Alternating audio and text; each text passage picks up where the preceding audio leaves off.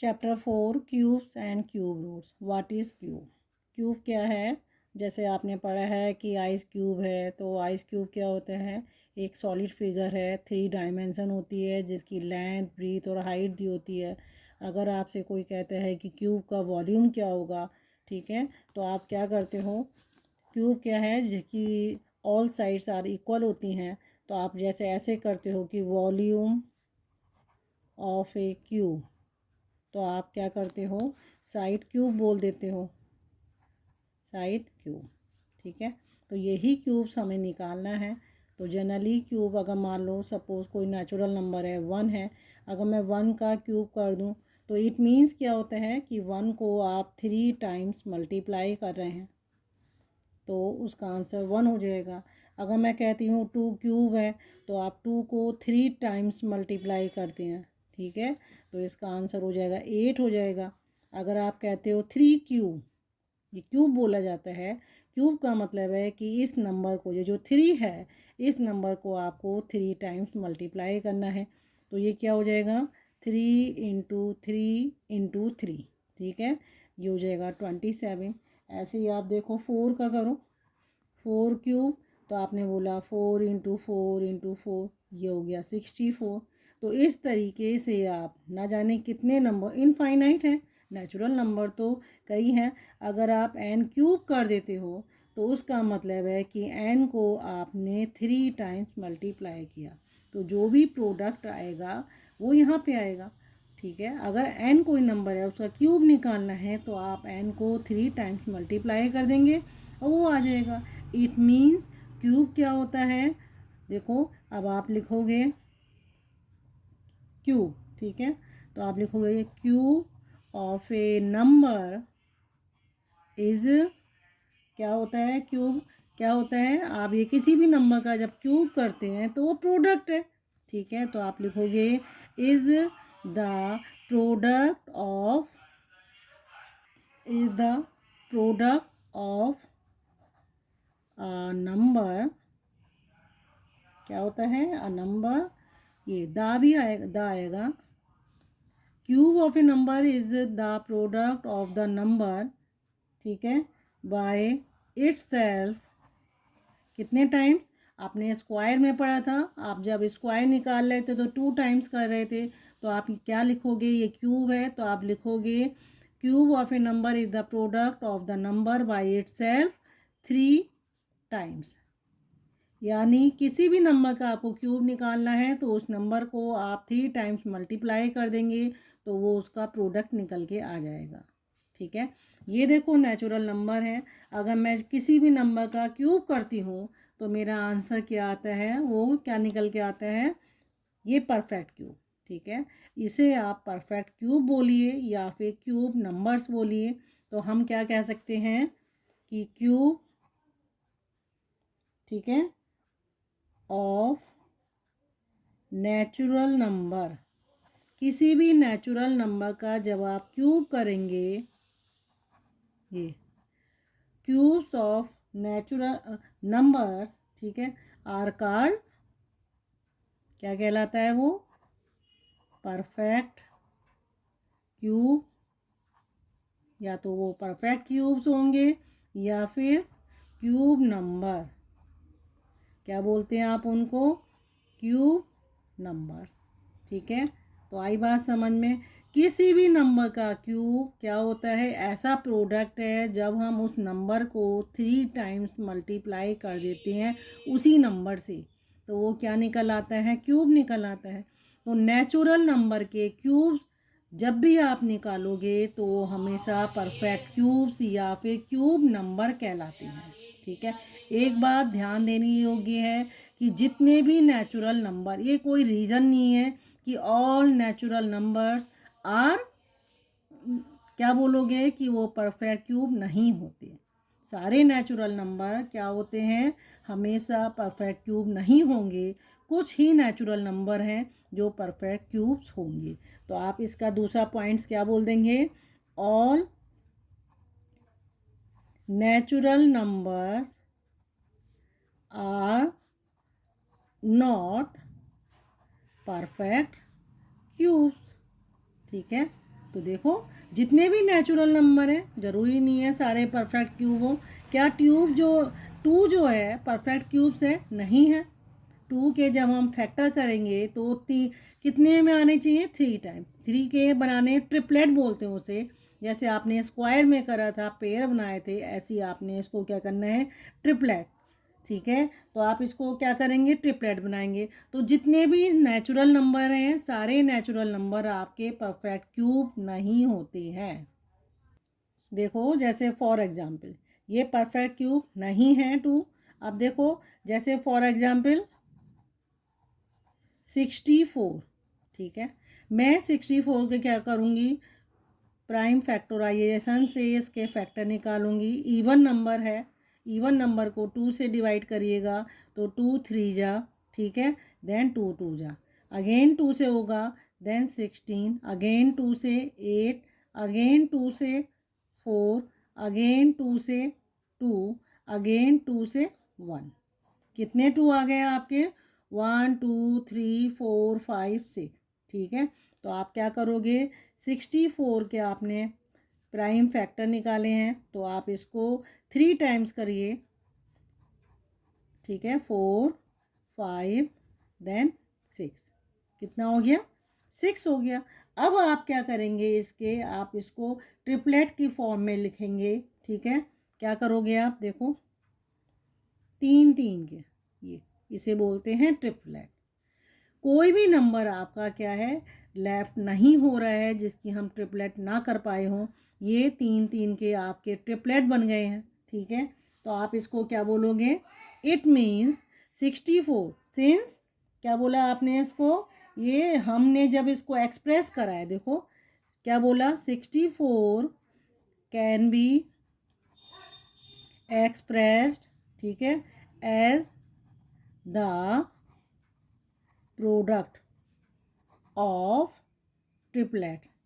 वहाँ स्क्वायर में बोल देते आप पेयर, यहाँ बोलेंगे triplets of equal prime factor. सारी चीज़ें सेम है, बस स्क्वायर में क्या होता था, ट्रिपलेट की जगह क्या होता था, पेयर होता था। यहाँ हम ट्रिपलेट करेंगे क्योंकि क्यूब है। स्क्वायर का मतलब क्या होता है, पेयरिंग होती है, और क्यूब का मतलब है ट्रिपलेट। ठीक है, तो इसलिए हम इसको 64 को ट्रिपलेट की फॉर्म में एक्सप्रेस कर दे रहे हैं। तो 64 क्या है, परफेक्ट क्यूब है। ओके, नेक्स्ट देखो एक एग्जाम्पल देखो 192। ठीक है, ये है 192। आप 192 को देखो, ये बताओ कि ये परफेक्ट क्यूब है या नहीं है। ठीक है, तो देखो मैं क्या करूँगी, 192 के यहाँ पे क्या निकालूँ, प्राइम फैक्टराइजेशन से इसके आप फैक्टर करिए। ठीक है, तो इवन नंबर है, 2 से जाएगा, 2 9 जा 8, 2 6 जा 12, अगेन 2 से, 2 4 जा, 2 8 जा, अगेन 2 से करिए, 2 1 जा, ठीक है, 2 2 जा 4, देन 2 4 जा 8, अगेन 2 से करिए 12 आ जाएगा, अगेन 2 से करिए 6 आ जाएगा, अगेन 2 से करिए 3 आ जाएगा, लास्ट में 3 से कर दिए 1 आ गया। ठीक है, अब जो आपने फैक्टर निकाले हैं आप इसके आगे लिख दिए 192। कितनी बार 2 है, 1 2 3 4 5 6, तो आप यहाँ पे 6 टाइम्स आप यहाँ पे 2 लिख दिए। ये हो गया 1 2 3 4 5 6, एक 3 भी है, आपने इसको यहाँ लिख देना है। देन ट्रिपलेट बनाइए, ट्रिपलेट का मतलब 3 3, ये रहा 3 यहाँ पे लेफ्ट हो गया है आपका। अब 3 जब आपका लेफ्ट हो रहा है, इट मीन्स ये, क्योंकि हमने बताया अभी कि परफेक्ट क्यूब क्या होंगे जिसको हम ट्रिपलेट की फॉर्म में एक्सप्रेस कर सकते हैं, यानी perfect cubes can be expressed as the product of triplet of equal prime factor। यहाँ देखो जो फैक्टर हैं, यहाँ ये 2 है, 2 को ट्रिपलेट की फॉर्म में लिख दिया, इस 2 को भी लिख दिया, लेकिन 3 ट्रिपलेट की फॉर्म में नहीं है, इसलिए 192 is not a perfect cube. आप इसको क्या बोल सकते हैं, ये परफेक्ट क्यूब नहीं है, क्योंकि 3 जो है ट्रिपलेट की फॉर्म में नहीं है। तो आप इसका रीजन भी दे सकते हो, बिकॉज 3 इज लेफ्ट, ठीक है, फॉर ट्रिपलेट, ट्रिपलेट के लिए ये बच गया है। या आप ऐसे भी बोल सकते हैं 3 is left after triplet, after triplet, ठीक है। ये जो ट्रिपलेट्स आपने बनाए तो 3 लेफ्ट हो गया है, उस वजह से 192 जो है क्यों आपका परफेक्ट क्यूब नहीं है। देखो अब हम क्यूब्स की कुछ प्रॉपर्टीज़ पढ़ेंगे। देखो हम यहाँ लिख देते हैं properties of cubes of natural number, ठीक है। जो नेचुरल नंबर हैं उनके जब हम क्यूब्स करते हैं कुछ प्रॉपर्टीज़ होती हैं, ठीक है। तो सबसे पहली प्रॉपर्टीज़ देखो ये रही। देखो अगर हम 2 की क्या कहते हैं क्यूब करते हैं, ठीक है, तो आप इसका आंसर देखिए। 2 को आप 3 टाइम्स कर दिए तो ये आएगा 8, ठीक है। 3 को करिए, 3 इंटू 3 वो आएगा 27, ठीक है। 4 को करिए, 4 का क्यूब करिए, 4 इंटू 4, ठीक है, ये आया 64। देन 5 को करिए, 5 इंटू 5 ये आया 125। तो ये करने का मेरा मतलब ये है कि आपने 2 देखा, 2 और 4 देखा, क्या है ये आपका 2 और 4 ऑड नंबर है, इवन नंबर है, सॉरी। तो ये 2 और 4 का जब मैं क्यूब कर रही हूँ तो 8 आ रहा है और 64।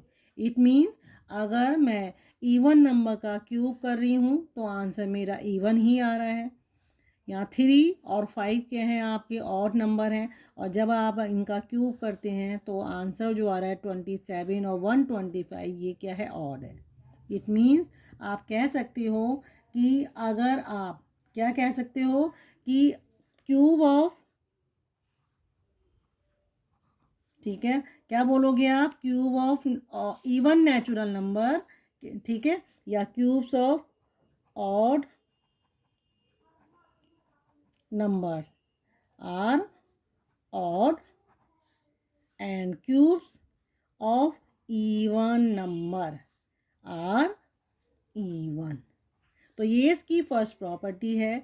किसी भी नंबर का क्यूब करेंगे अगर वो ऑड नंबर है तो उसका क्यूब करने पे ऑड ही आएगा, इवन नंबर का क्यूब करने पर इवन ही आएगा।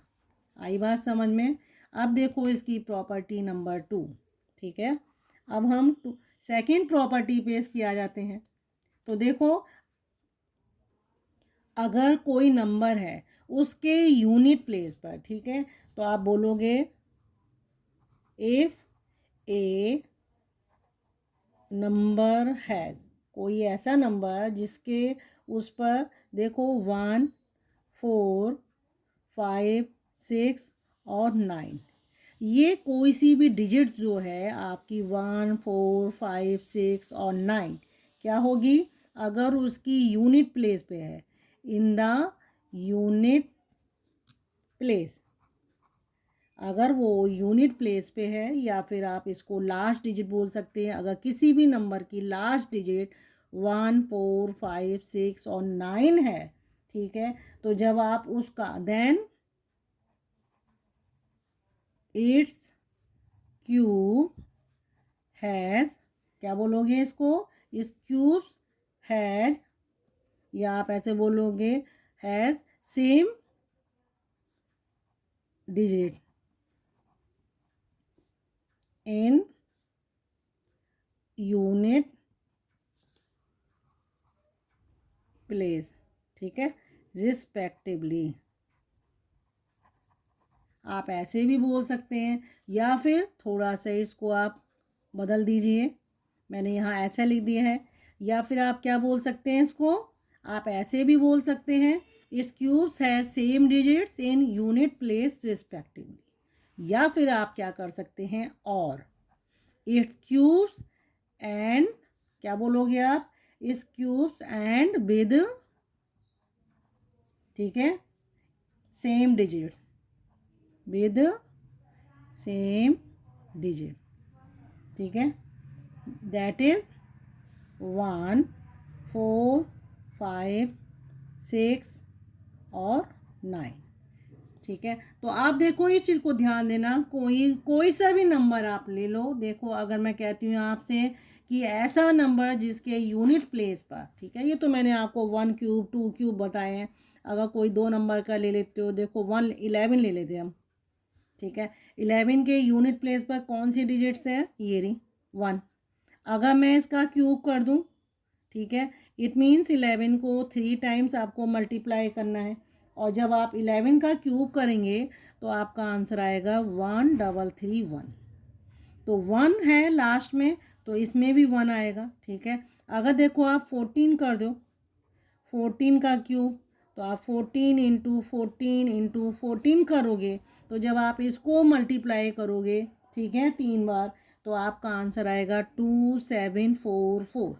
इट मीन्स अगर किसी भी नंबर के उस डिजिट लास्ट यूनिट, ठीक है, लास्ट डिजिट है या यूनिट प्लेस पर ये नंबर है 1 4, अगर 5 होता तो उसका क्यूब करने पर 5 आता, यहाँ 4 है तो 4 आया, 6 होता तो 6 आता, ठीक है, और 9 होता तो 9 आता। इसी का देखो सेकंड पार्ट, देखो ये तो हो गया फर्स्ट पार्ट।